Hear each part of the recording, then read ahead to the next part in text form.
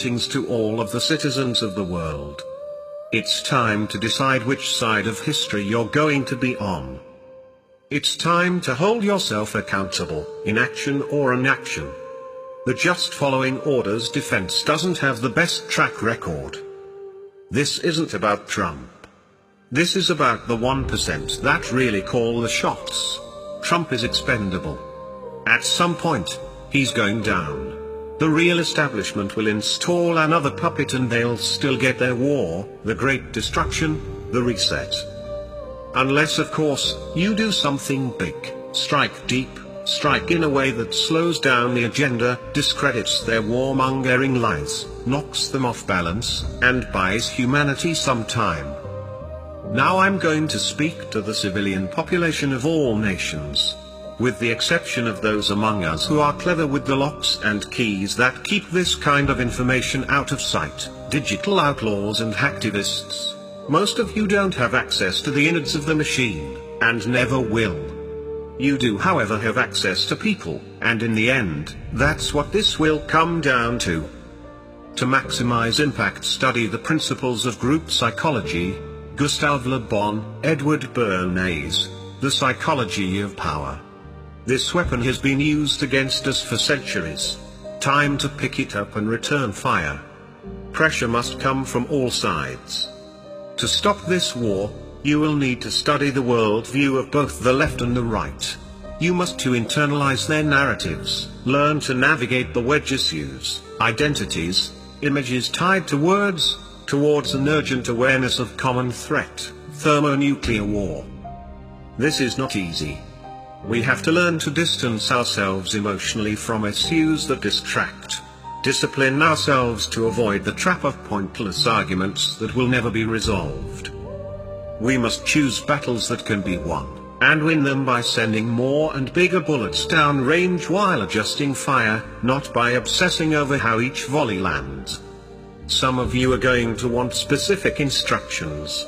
Steps 1, 2, 3 and 4. Some of you are waiting for someone else to lead.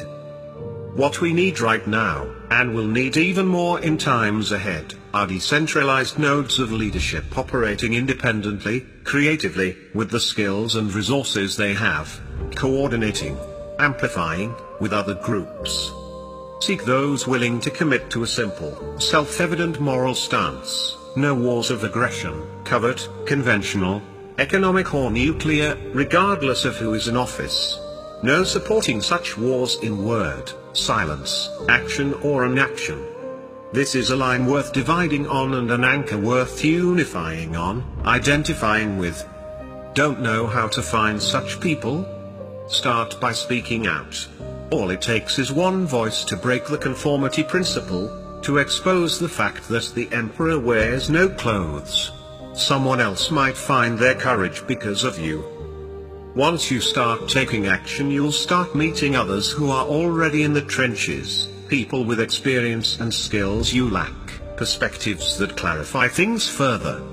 Now you can coordinate, synchronize, and amplify.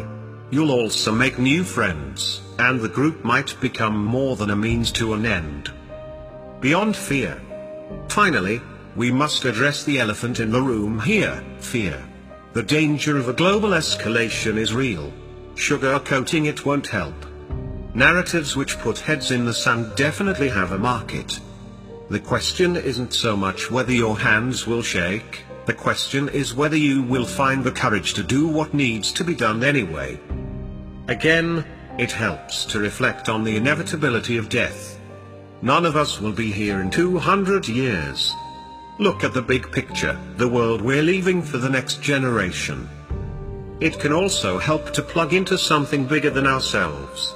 Pray, meditate, connect to whatever you want to call it, however you believe that you should. Struggling to decide what to do? Unsure of the right path? Go to the source, and ask like you mean it. Put all that emotion you have pent up in your chest into it. This doesn't have to be quiet, sitting down, formal, or planned. It can be through dance, music, or even just tears. When your brain is operating at this frequency, ideas often arrive out of the blue. good ideas, and now your emotions are calm. Everything comes into focus. You see a step you could take now, a simple goal that you know you can accomplish, and you're not afraid to start. In fact, you're excited. This isn't just something worth dying for, this is something worth living for. Follow that feeling. Take action before it slips away.